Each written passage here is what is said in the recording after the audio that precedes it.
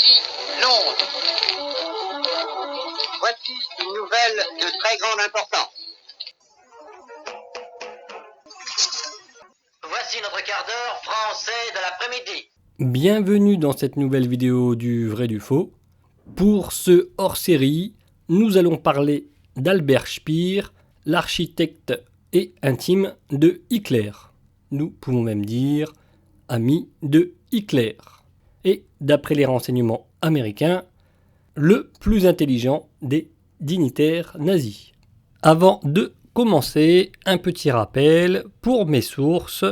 Je vous invite à aller dans la playlist Introduction et vidéo explication de mes recherches. Et petite pub, je suis tombé sur une chaîne de vidéos d'archives et je l'ai trouvé pas mal. Donc pour ceux qui aiment voir des images d'archives, je vous conseille la chaîne HW97 Carbine. Donc HW97 Karbine. Alors, Albert Speer est né le 19 mars 1905 à Mannheim et il a deux frères. Hermann, le plus vieux, qui est né en 1902, et Ernst, le plus jeune, qui est né en 1906. Le père d'Albert Speer, c'est Albert Friedrich Speer, qui est architecte, et un architecte connu. Et sa mère, c'est Louise Mathilde Wilhelmine, née Hommel, femme au foyer. Albert Speer grandit dans un environnement stable et riche. Pour ce qui est des frères de Speer, son plus jeune frère Ernst sera porté disparu à Stalingrad. Aux dernières nouvelles, il était malade et avait une forte fièvre et il attendait d'être rapatrié en avion. Les parents d'Albert lui demanderont de faire passer son frère en priorité en se disant que dans tous les cas il devait être rapatrié, mais Albert refuse de se servir de son statut pour aider son frère au détriment d'un autre. En gros, il faut que son frère attende son tour comme tout le monde. Mais vous connaissez l'histoire, rupture du pont aérien, chute de Stalingrad et son frère sera porté disparu. Speer dira que ses parents lui en ont toujours voulu de ne pas avoir aidé son frère. Son deuxième frère, Hermann, travaillera pour le ministère de la propagande. Il sera directeur ou sous-directeur d'une station radio. Et d'après Speer également, il ne l'a pas aidé, son frère, à monter les échelons tout seul comme un grand. Lors de la Première Guerre mondiale, comme beaucoup d'enfants de son âge, il s'intéresse à la guerre via les journaux. Speer est un bon élève et il décide de devenir mathématicien. Mais son père l'encourage à devenir architecte comme lui et comme son grand-père avant lui. Il rajoutera que s'il devient mathématicien, il mènerait une vie sans argent, sans position et sans avenir. C'est décidé, Albert sera architecte. Il excelle également au football, au rugby et au ski. Et il aime l'aviron et la randonnée. Albert Speer est plutôt sportif. En 1922, alors âgé de 17 ans, Albert Speer rencontre sa future femme, Margaret Weber. En 1925, il intègre l'Université technique de Berlin, où il obtient son diplôme en 1927. De 1927 à 1931, Speer sera l'assistant de son professeur d'université, Heinrich Tessenow. Pendant ces années d'études et d'internat, l'Allemagne sera dans ses années inflation. Speer dira que comme il avait de l'argent, lui et sa femme achetaient beaucoup de pâtes et qu'ils organisaient d'énormes repas chaque semaine pour leurs camarades étudiants. Et Speer n'hésite pas à aider financièrement ses étudiants. Les étudiants de l'époque diront que Speer est un génie, mais qu'il était un peu feignant. Les étudiants faisaient les dessins à sa place. En 1928, il épouse Margaret et ensemble, ils auront 6 enfants. Albert Friedrich en 1934, Hilde en 1936, Fritz en 1937, Margaret en 1938, Arnold en 1940 et Ernst en 1942. Pour information, Albert Speer n'est pas souvent à la maison et même quand il est à la maison, il n'est pas très proche de ses enfants. Et de ce qu'il dit, c'était la même chose envers son père. Son père n'était pas proche de lui et de ses frères. Le 4 décembre 1930, Speer, qui à l'époque se dit non intéressé par la politique, se laisse tenter d'aller à une réunion de masse de 5000 étudiants pour entendre un certain Hitler. Speer dira sur cet événement « Ce qui a été décisif pour moi, c'est un discours que Hitler a fait aux étudiants et auquel mes étudiants m'ont finalement persuadé d'assister. D'après ce que j'avais lu dans la presse d'opposition, je m'attendais à trouver un fanatique hurlant et gesticulant en uniforme, au lieu duquel nous étions confrontés à un homme calme en costume sombre qui nous a adressé les tons mesurés d'un universitaire. Accueilli avec un enthousiasme incroyable, aussi réceptif que je sois à l'atmosphère, cela avait déjà un effet sur moi. Je sentais la chair de poule le long de ma colonne vertébrale, et puis je n'avais vu que des photos de lui en uniforme, ses cheveux un peu sauvages, mais le voici dans un beau costume bleu, à l'air civil et soigné. Ce qui m'a le plus impressionné a d'abord été sa timidité inattendue, puis la retenue dont il a fait preuve, à la fois dans ce qu'il a dit et comment il l'a dit. Dans la seconde moitié de son discours, la timidité a disparu et il a parlé avec urgence et conviction. Entre autres, de la nécessité pour les jeunes Allemands de trouver de la fierté. Comme déjà vu dans les vidéos précédentes, les analyses des discours de Hitler, c'est de commencer tout doucement en mode timide et après cela finit dans l'euphorie. Speer dira également que Hitler avait le pouvoir d'hypnotiser les foules, mais qu'une fois sorti de la salle et qu'il réfléchissait aux paroles, il constatait qu'il n'y avait rien de spécial dans les discours de Hitler. Là aussi, beaucoup de personnes disent que Hitler avait ce pouvoir. Certaines personnes disent que c'est pour, en gros, se dédouaner de ce qui s'est passé. Mais c'est comme ça, il y a des personnes, des beaux parleurs qui arrivent à influencer les gens. Et comme Speer le dit, comme ils sont pris en masse, il y a l'effet de foule. Speer rajoutera également qu'il avait l'impression qu'Hitler se souciait de chaque personne présente dans la salle. Et là aussi, nous avons la secrétaire d'Hitler, Christa Schröder, qui nous dira qu'elle a eu une conversation avec Hitler et qu'Hitler lui disait justement que c'était fatigant pour lui de justement donner l'impression aux gens qu'il se souciait d'eux. Donc Hitler, en gros, lui dira que lors des défilés, par exemple, les défilés pouvaient durer 3 à 4 heures, et justement, pour lui, l'exercice, c'était de fixer, de regarder un maximum de personnes, pour que la personne se dise « Voilà, j'y étais, et Hitler s'est soucié de moi, il m'a regardé dans les yeux. » En gros, c'est un peu ça, l'idée que Hitler met en pratique à chaque fois, et qu'il trouve très fatigant. Le 1er mars 1931, Albert Speer quitte son poste à l'Université technique de Berlin. Il déménage à Mannheim en tant qu'architecte indépendant. Mais il ne trouve pas beaucoup de clients. Les affaires ne marchent pas très bien. Il rejoint le parti du NSDAP en tant que membre 474 481. Il rejoint également l'ASA, plus particulièrement le NSKK, l'association des automobilistes du NSDAP, parce que Speer possède un véhicule en état de marche et lorsqu'il est de passage à Berlin, il offre ses services au NSKK de Berlin. De là, de fil en aiguille, il fait la connaissance de Hank qui travaille avec Goebbels et en tant qu'architecte, il refait l'intérieur du bureau de Hank. Et de ce que j'ai compris également, il a refait le domicile de Hank. Le 27 juillet 1932, Speer rencontre une nouvelle fois Hitler. Quand je dis rencontre, forcément, c'est de loin, comme le meeting.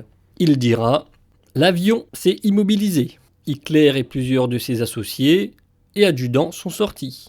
À part moi et le courrier, il n'y avait presque personne à l'aéroport. Je me tenais à une distance respectueuse, mais j'ai vu Hitler réprimander l'un de ses compagnons car les voitures n'étaient pas encore arrivées. Il allait et venait avec colère, tailladant le haut de ses bottes hautes avec un fouet de chien et donnant l'impression générale d'un homme croisé et incontrôlé qui traitait ses associés avec mépris. Cet Hitler était très différent de l'homme de manière calme et civilisée qui m'avait tellement impressionné lors de la réunion des étudiants.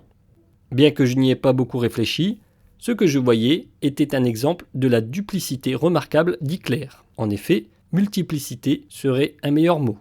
Avec une énorme intuition histrionique, il pouvait façonner son comportement à des situations changeantes en public tout en se laissant aller avec ses intimes, ses serviteurs ou ses adjudants. Les voitures sont arrivées. J'ai emmené mon passager et j'ai roulé à toute vitesse quelques minutes avant le cortège d'Hitler. Dans le Brandenburg, les trottoirs proches du stade étaient occupés par des sociaux-démocrates et des communistes. Avec mon passager, portant l'uniforme du parti, le tempérament de la foule est devenu noir. Lorsque Hitler et son entourage sont arrivés quelques minutes plus tard, les manifestants ont débordé dans la rue. La voiture d'Hitler a dû se frayer un chemin à un rythme d'escargot. Hitler se tenait debout à côté du conducteur. À ce moment-là, je ressentais du respect pour son courage et je continue de le faire. L'impression négative que son comportement à l'aéroport m'avait fait a été effacée par cette scène. J'ai attendu devant le stade avec ma voiture. Par conséquent, je n'ai pas entendu le discours, seulement les tempêtes d'applaudissements qui ont interrompu Hitler pendant plusieurs minutes à la fois. Lorsque l'hymne du parti a indiqué la fin, nous avons recommencé. Pour ce jour-là, Hitler s'exprimait lors d'une troisième réunion au stade de Berlin. Ici aussi, les tribunes étaient bloquées. Des milliers de personnes qui n'avaient pas pu être admises se tenaient dehors dans la rue. Pendant des heures, la foule a attendu patiemment. Hitler était encore très en retard. Mon rapport à Hank, selon lequel Hitler était en route, a été rapidement annoncé par le haut-parleur. Un tonnerre d'applaudissements a éclaté. D'ailleurs, les premiers et seuls applaudissements dont j'ai moi-même été la cause. Le 28 juillet 1932, Albert Speer reçoit la première commande architecturale du parti nazi. Renouveler le siège social du district de Berlin. Speer dira « Nous, ma femme et moi, nous nous préparions à partir pour des vacances en bateau. Et nous devions prendre le train pour la Prusse orientale le soir même. Mais quand je suis parti prendre mon congé, mon assistant m'a dit que Hank voulait me voir. Et quand je me suis déplacé là-bas, il a immédiatement dit « Je vous cherchais partout. N'aimeriez-vous pas construire notre nouveau QG de district ?» J'ai dit « Oui, certainement, si vous voulez me le confier. » « Je vais le proposer au docteur Goebbels aujourd'hui, a dit Hank. Quelques heures de plus, et j'aurais été hors de portée dans l'isolement des lacs prussiens. Pendant des années après, je l'ai considéré comme la plus chanceuse des coïncidences de ma vie. Et maintenant, eh bien, de toute façon, cela nous montre à quel point la vie entière d'une personne peut être étourdie de quelques heures de plus ou de moins. J'ai travaillé jour et nuit, assez facile pour un homme de 27 ans, avec des bons nerfs. Un soutien précieux pour moi était alors une jeune secrétaire, la secrétaire de Goebbels, qui a pris des heures supplémentaires pour m'aider la nuit. Je n'ai pas vu beaucoup Goebbels. Il se préparait pour les élections de novembre. Et il n'est venu que quelques fois rock et épuisé. Et il n'a pas fait semblant de s'intéresser quand nous lui avons fait la visite du bâtiment. Après ce travail, Speer, qui a du mal à trouver des clients, s'imagine recevoir énormément de demandes des membres du NSDAP. Mais c'est plutôt l'inverse qui se produit, c'est le calme plat. En 1933, lorsque Hitler devient chancelier, des travaux sont entrepris pour rénover l'ancienne chancellerie. Pour information, une aile de la chancellerie est fermée et Hitler veut l'ouvrir de nouveau pour mettre des bureaux au rez-de-chaussée et des logements pour lui à l'étage.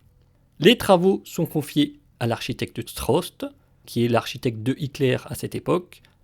Donc, comme déjà dit dans des vidéos précédentes, il y a plusieurs architectes qui gravitent autour de Hitler. Donc chacun a sa spécialité.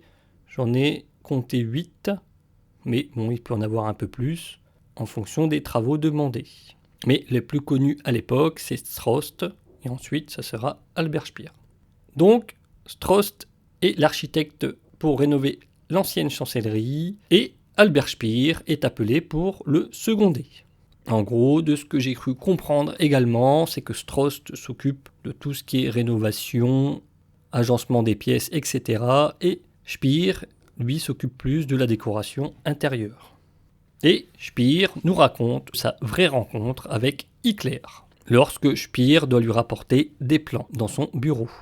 Et voilà que je me tenais devant Hitler, le chancelier venait juste de démonter, semblait-il, un pistolet dont les pièces étaient éparpillées sur la table devant lui. « Posez vos dessins ici, me dit-il, sans lever les yeux, repoussant de côté les pièces de l'arme. » Il regarda les dessins avec intérêt, mais ne me regarda jamais. Puis, ignorant ma présence, il se remit à nettoyer son pistolet. Je partis. Pour information, pour ceux qui ne suivent pas mes vidéos, il faut savoir que Hitler a toujours un pistolet sur lui, et par la suite, il y aura également un gilet pare-balles. Par la suite, la deuxième rencontre de Speer avec Hitler sur le chantier. Hitler était venu sur le chantier, ce n'était pas à moi que l'on avait confié les travaux, mais à Trost. Ce qui était logique, Trost était célèbre, je n'étais rien. Pendant la visite, Hitler n'était accompagné que d'un aide de camp et de 2 SS en civil qui se tenaient discrètement à l'écart. Le Führer posait des questions abruptes à l'architecte en chef et à moi sur les divers sites. Mais ses manières changeaient de tout au tout quand il s'adressait aux ouvriers. C'était l'image même de la modestie. Et les ouvriers le sentaient. Il y réagissait positivement, le saluant simplement d'un bonjour lorsqu'il arrivait. Il n'y avait pas de garde à vous, il se trouvait à l'aise avec lui. Hitler lui-même était à l'aise sur le chantier, et cela était estimable. Pour information, dans Mein Kampf, Hitler dira qu'il a travaillé sur des chantiers, et certains historiens remettent en doute sa parole. Et d'après Speer, il le dira également, que Hitler était à l'aise sur les chantiers, il savait tout ce qu'il y avait à savoir sur les chantiers, il savait comment se déplacer sur un chantier. Speer ajoute « Comment expliquer ceci de manière qu'on puisse le comprendre aujourd'hui, qu'on puisse imaginer comment c'était ? Nous avions là l'homme qui, comme par magie, aurait-on dit, avait en quelques mois complètement transformé le pays, l'avait rendu méconnaissable. Tout prospérait en Allemagne, les chômeurs avaient retrouvé du travail, des grands chantiers s'ouvraient partout, nous vivions dans l'optimisme, nous respirions l'optimisme. Et puis un jour, à l'issue de la visite habituelle de midi, Hitler, qui n'avait jamais paru me remarquer, se tourna vers moi au moment de partir et me dit « Venez déjeuner ». Pouvez-vous imaginer cela ? J'étais là, jeune, inconnu, totalement insignifiant, et ce grand homme, dont le monde entier cherchait à attirer l'attention, fût-ce pour un regard, m'invitait à déjeuner chez lui. J'ai cru que j'allais m'évanouir. Ce matin-là, en allant sur le chantier, je m'étais mis du plâtre sur mon costume et Hitler remarqua que je regardais ma manche avec consternation. « Ne vous inquiétez pas pour ce détail, dit-il. On arrangera ça en haut. » Une fois à l'étage, il me conduisit dans son appartement privé et dit à son valet d'aller chercher son veston bleu foncé. Et le temps de le dire, voilà que je me retrouvais en route pour la salle à manger, derrière Hitler, portant son propre veston. Le gratin du parti était réuni pour le déjeuner. Peu de temps après, j'allais découvrir qu'il déjeunait toujours en nombreuse compagnie. Et je vis Goebbels écarquiller les yeux. Il remarqua immédiatement ce à quoi je n'avais pas prêté attention. L'insigne doré du parti de Hitler, le seul de son genre. « Qu'est-ce que vous faites ? Que portez-vous là ?» me demanda-t-il, d'un ton sec. « C'est mon veston, intervint Hitler, en me montrant le siège à côté de lui. Assieds-vous ici. » Pouvez-vous imaginer ce que j'ai ressenti ? Moi, du haut de mes 28 ans, personne totalement insignifiant à mes propres yeux, j'étais assis à son côté pour le déjeuner, portant ses vêtements, et au moins, pour ce jour-là, pris comme pratiquement seul interlocuteur par lui. J'étais ivre de joie. Pour information, l'architecte Strauss est décédé il y a peu, Donc c'est la femme de Strost qui reprend les chantiers de Strost, mais elle ne peut pas être partout. Donc là principalement ça sera Speer qui s'occupera du reste du chantier, et certainement que comme ce sera l'interlocuteur principal de Hitler pour le chantier, Hitler se rapproche de lui pour cette raison. Et après, comme il apprécie Speer et son travail, ils deviendront intimes. Alors, qui dit intime d'Hitler dit intime des autres dignitaires nazis. L'entourage d'Hitler remarque que lorsque Hitler est avec Speer, il est plus joyeux et plus gai. Et tous les dignitaires du NSDAP apprécient Speer, forcément. Il n'est qu'architecte, il ne s'occupe pas de politique, et quand il est avec Hitler, l'essentiel des conversations sont portées sur l'architecture. Donc il parle de tout et de rien, mais essentiellement architecture. Speer étant intime d'Hitler, forcément, sa femme devient également intime d'Hitler, et elle sera très proche d'Eva Braun. Il y arrivera que Hitler laisse Eva Braun partir en vacances avec le couple Speer. Alors pour information, les historiens prennent souvent la vision de Speer pour parler d'Eva Braun en mode « la pauvre petite prisonnière dans une cage dorée ». Donc c'est comme ça que Speer voit Eva Braun, et c'est comme ça que les historiens nous présentent Eva Braun. Mais lorsque je ferai le hors-série sur Eva Braun, vous vous apercevrez que Eva Braun n'est pas le petit oiseau dans sa cage dorée que l'on veut bien nous faire montrer. Alors, pour en revenir à notre Speer, comme beaucoup de dignitaires du NSDAP, Speer aura un chalet près du Berghof, et Hitler, lors de ses promenades, passera souvent chez les Speer pour boire du cacao et jouer avec les enfants de Speer. Encore également, pour information, pour ceux qui ne suivent pas mes vidéos, Hitler a l'habitude de balader autour du Berghof sans garde du corps. Hitler appréciant énormément Speer, il lui donne pour objectif de faire la nouvelle chancellerie, le terrain de parade de Nuremberg, des décorations et, le plus important, la transformation de Berlin. Après sa visite de Paris en 1940, Hitler, émerveillé, dira « Paris n'est-elle pas superbe ? Mais Berlin doit l'être plus encore. Quand nous aurons terminé, Paris se trouvera pour toujours dans son ombre. » Délai donné à Speer pour la transformation de Berlin, 1950. Donc en 1937, Speer est nommé inspecteur général de la construction, chargé de la transformation de Berlin, le célèbre projet Germania. En 1938, pour avoir construit la nouvelle chancellerie, Speer reçoit l'insigne or du parti. Pour information, Hitler fait construire une nouvelle chancellerie, parce que de ce que j'ai trouvé, il y aura des fortes pluies et des inondations dans la chancellerie. Hitler pense que tous les bâtiments sont inondés, mais en y regardant de plus près, il se rend compte que juste la chancellerie est inondée. Et quand je dis inondée, il faut vous dire que tout est remonté par les toilettes. Donc il semblerait que l'odeur dans la chancellerie est monstrueuse, et vous pouvez imaginer que quand tout remonte des toilettes, il y a tous les excréments qui flottent dans la chancellerie. Et une fois la chancellerie vidée et nettoyée, eh bien, il y a toujours les odeurs persistantes. Avant de penser à une nouvelle chancellerie, Hitler demandera à des personnes qui s'occupent des égouts, etc., de trouver une solution. Ils diront à Hitler que ce n'est pas possible, et c'est une des rares fois où Hitler s'énerve et menace directement d'envoyer des gens en camp de concentration.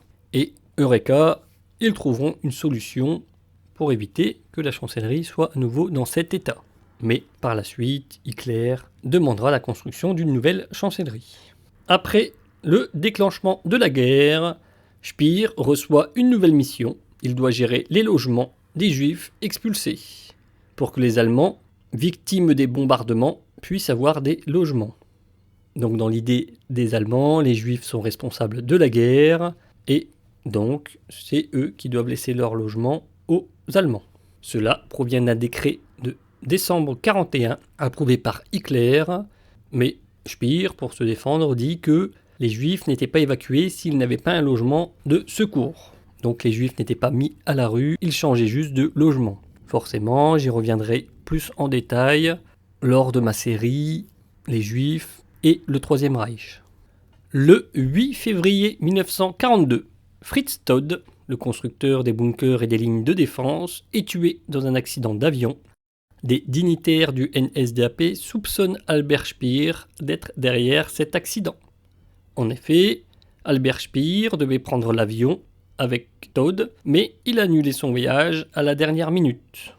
Et de plus, Speer remplacera Fritz Todd, ce qui fait que les dignitaires du NSDAP se disent que celui qui tire profit de cet accident, c'est Albert Speer. Pour information, Fritz Todd répétait depuis des mois que la victoire en Russie était impossible et qu'il fallait arrêter la guerre. Ce n'est pas le seul, beaucoup de personnes autour de Hitler lui demandent d'arrêter la guerre. Et Hitler soupçonne un sabotage et demande au ministre de l'Air une commission d'enquête, qui ne révélera rien de spécial. Et certains disent que dans l'avion il y avait un mécanisme d'autodestruction et qui s'est déclenché à basse altitude. Il y a aussi eu des hypothèses des services secrets aussi bien alliés que SS, mais les enquêtes ne donneront aucun résultat. Speer dira que par la suite il essaya de parler de cette affaire à Hitler et Hitler dira « Je ne veux plus entendre parler de cela et je vous interdis de vous en préoccuper plus longtemps. Vous le savez, la perte de cet homme me touche trop aujourd'hui encore pour que je veuille en parler. » Le général von Beloy suppose que l'accident est une erreur humaine, le temps était gris et le sol neigeux. Le sol et le ciel pouvaient être semblables et le pilote n'avait aucune expérience de voler dans ces conditions météorologiques. Comme dit, Speer prend la place de Todd et il devient ministre de l'armement. Et en 1943, il deviendra ministre de l'armement et de la production de guerre. Avec ce titre, il devient le principal planificateur de l'économie de guerre, responsable de la construction de routes et de défense stratégiques, ainsi que du matériel militaire. Malgré les bombardements alliés, Speer arrivera à augmenter considérablement la production d'armement. Pour cela, Speer utilise les prisonniers des camps de concentration, les prisonniers de guerre et des civils comme des esclaves.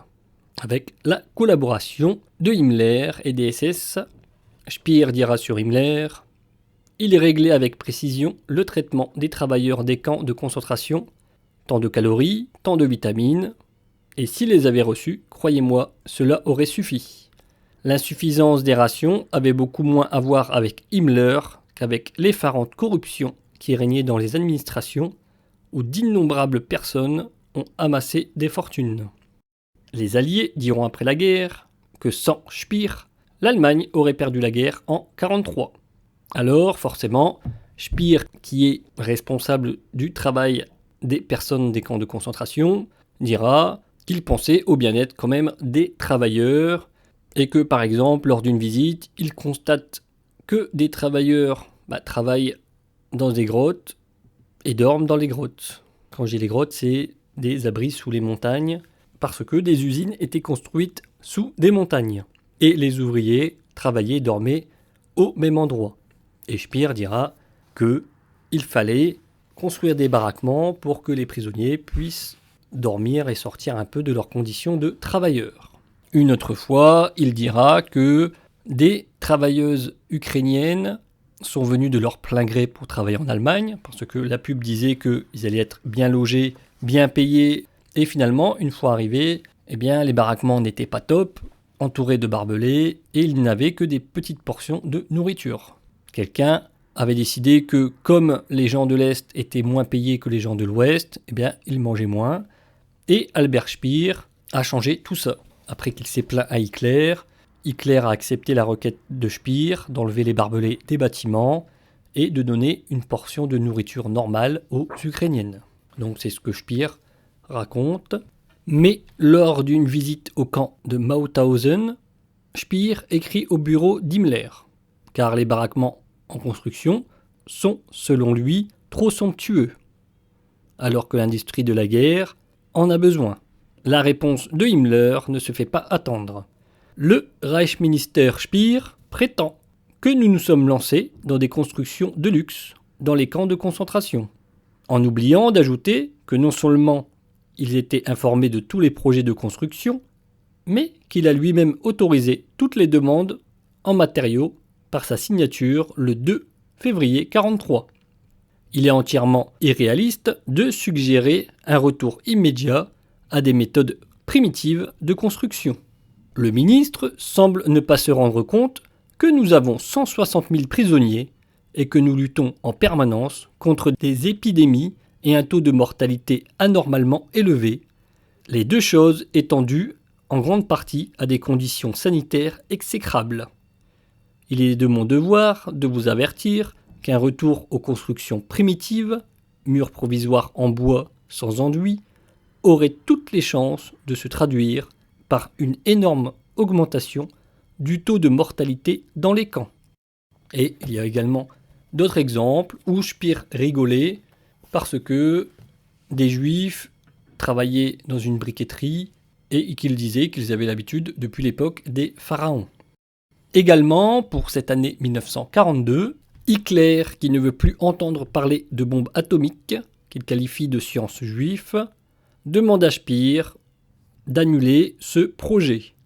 Mais Speer n'obéit pas à Hitler et continue les recherches sur la bombe atomique. Finalement, après, avec la perte de terrain et de financement, Speer tourne les recherches atomiques sur le projet de moteur à l'uranium pour la marine. Et Speer dira lui-même que même s'ils avaient continué complètement leurs recherches sur la bombe atomique, ils avaient quasiment 3 années de retard sur les Américains. Par contre, un autre projet que Hitler demande à Speer de continuer, c'est sur les gaz de combat. Donc Hitler est contre les gaz de combat. Il a été blessé pendant la Première Guerre mondiale et ça a dû le traumatiser parce qu'il refuse l'emploi de gaz de combat. Mais il demande à ce que des recherches soient faites au cas où leurs ennemis déclencheraient une attaque au gaz ou éventuellement, pourquoi pas, sur les Russes. Mais à l'ouest, il n'est pas question d'envoyer des gaz de combat.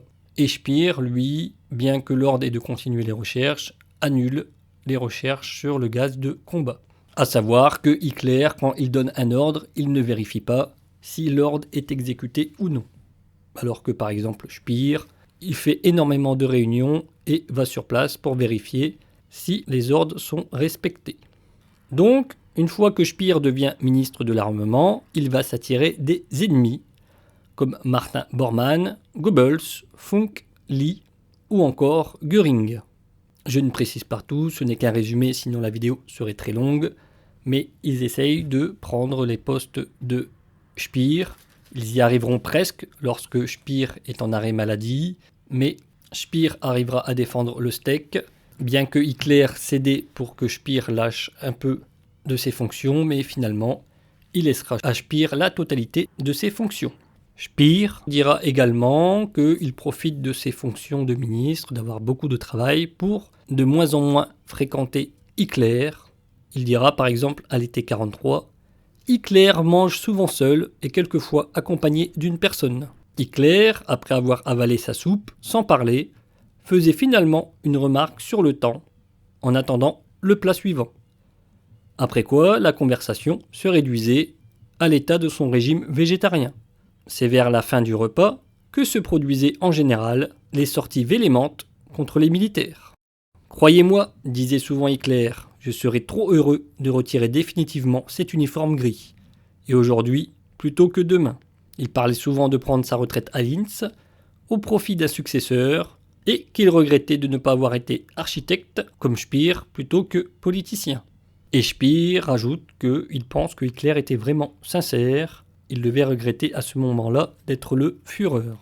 Le 12 mai 1944, la 8e Air Force américaine envoya 935 bombardiers attaquer 2 jours les raffineries, réduisant ainsi de moitié les capacités de production du pays. 16 jours après, les raffineries sont de nouveau en marche et pendant 2 jours, les sites sont de nouveau bombardés. La production de carburant synthétique se trouve réduite de 90%. De ce que j'ai cru comprendre, ça veut dire que pour l'Allemagne, il ne lui restait que 3 à 4 mois de carburant. Mais Speer propose à Hitler de retirer 500 000 hommes des usines d'armement pour la reconstruction des raffineries. Hitler ne veut pas retirer les hommes des usines d'armement parce qu'il veut plus de chars. Speer lui dira « À quoi serviront les chars sans essence ?» Et Speer aura le droit de prendre 500 000 hommes des usines d'armement pour reconstruire les raffineries. Et forcément, les 500 000 hommes pris des usines d'armement seront remplacés par 500 000 prisonniers des camps de concentration ou des prisonniers de guerre soviétiques. Ce qui fait que l'Allemagne cherchera désespérément les Juifs dans n'importe quel pays d'Europe. Nous y reviendrons également dans ma série Les Juifs et le Troisième Reich. Le 17 juillet 1944, Stauffenberg et Fromm invitent Speer à déjeuner. Speer annule le repas et Speer trouve étrange qu'ils insistent énormément, ce qui est inhabituel. Speer pense que les deux hommes voulaient le faire rentrer dans le groupe des conjurés. Nous parlons bien de l'attentat qui va arriver contre Hitler. Bien que des gens suspectent Speer d'être au courant de l'attentat, une fois les conspirateurs arrêtés, Speer sera avec Goebbels au moment où ils ouvriront un coffre où il y a la liste des conjurés. Et Speer dit qu'avec Goebbels, ils vont attraper un fou rire parce que dans la liste, il y a le nom de Speer au même poste avec un point d'interrogation à côté. Et c'est ce qui sauvera la tête de Speer. Beaucoup d'historiens, de chroniqueurs de Speer diront que Speer était au courant pour l'attentat du 20 juillet à cause du fait qu'il ait menti sur des déplacements et sur une réunion où il a dit qu'il était attendu alors que tout le monde fut surpris de le voir. Et après l'attentat, il est dit également qu'il était très inquiet. La secrétaire de Speer dira qu'il était inquiet du fait que des rumeurs couraient sur lui et qu'il avait été mis sur écoute dans son bureau.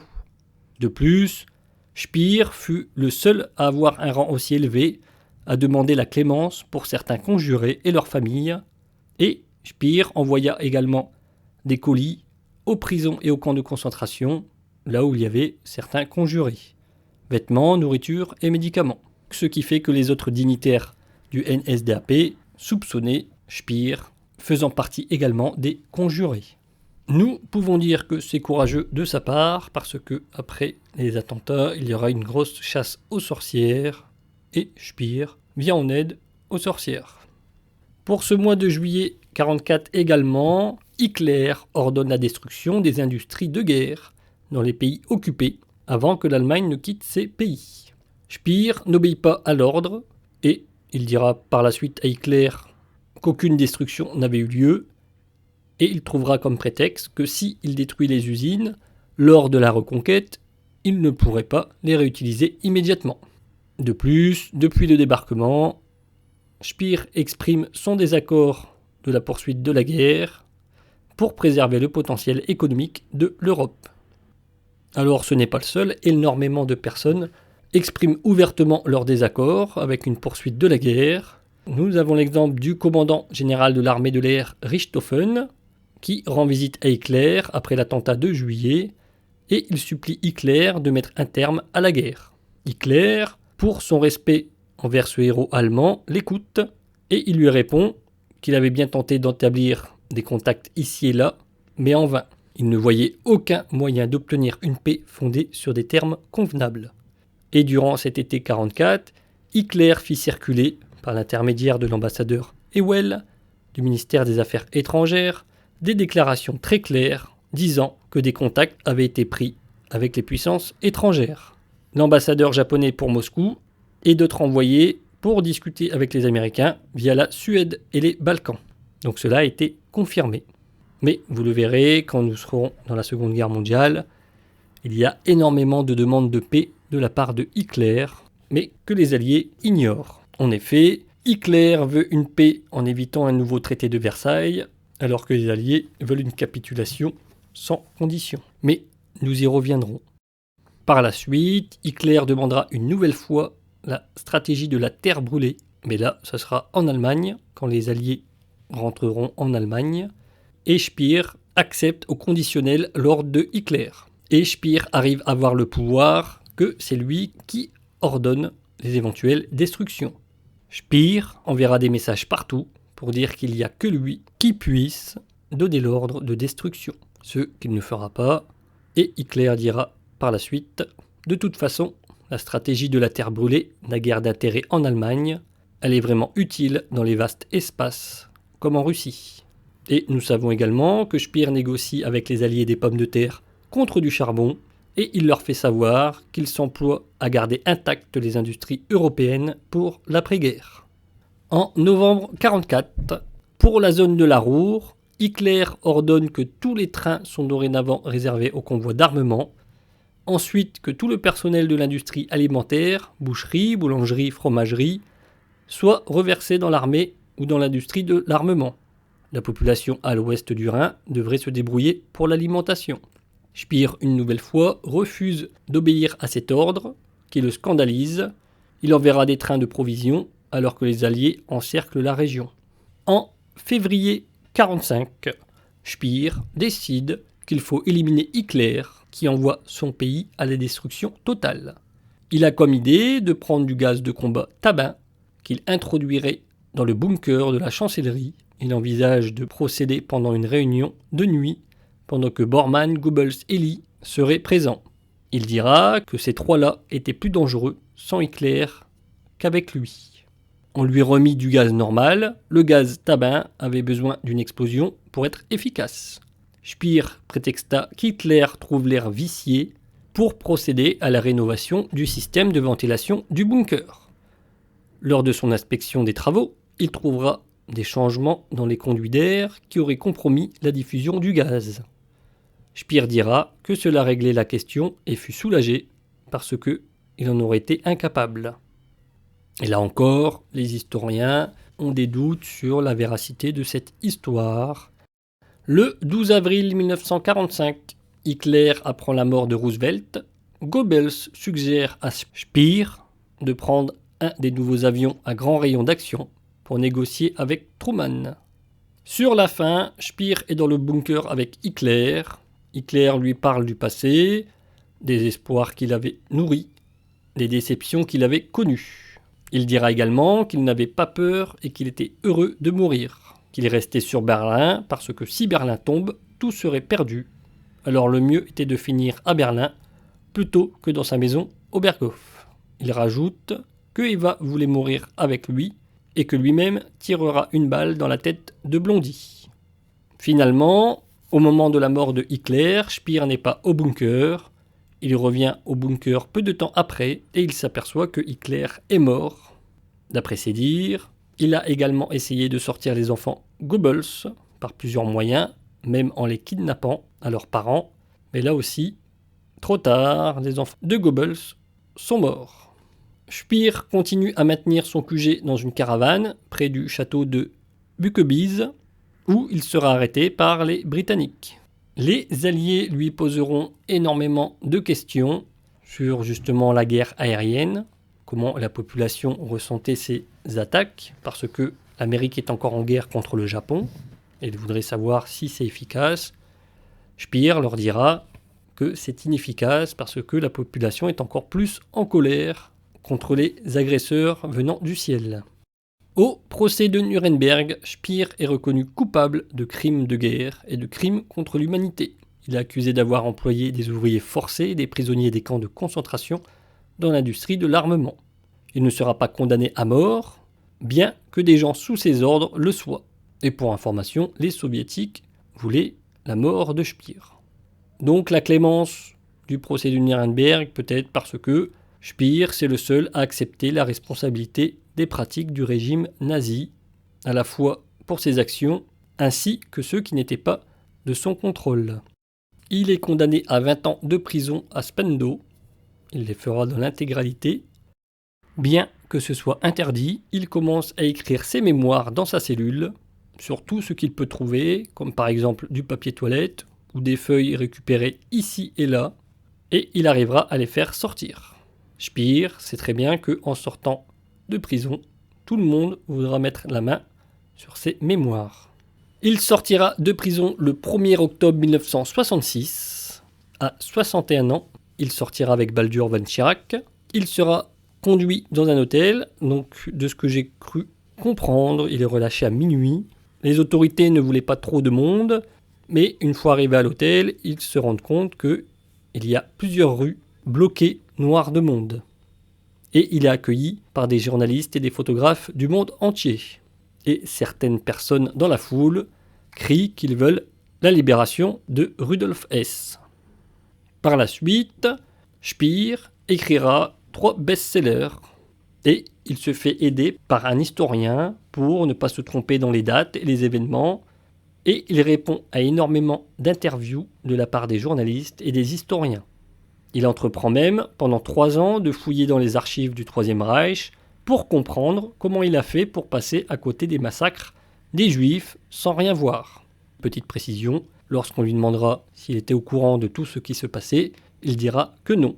Et là aussi, ça a été prouvé que pendant 3 ans, il a bien effectué des recherches quasiment tous les jours dans les archives, et lui-même dira qu'il n'a rien trouvé, et il n'y a qu'une date qui pourrait le mettre dans le tort, c'est que Himmler a fait un discours où ça aurait pu lui mettre la puce à l'oreille, et il était présent ce jour-là. Et il a essayé de chercher pourquoi il n'a pas tilté, pourquoi ça ne lui a rien dit, et d'après une personne de l'entourage de Speer, donc je ne sais plus si c'est son pilote ou son chauffeur ou un de ses adjoints, mais la personne lui aurait dit que ce jour-là, ils étaient partis un peu plus tôt. Ils n'avaient pas fini le discours de Himmler parce qu'ils devaient aller dans un autre endroit.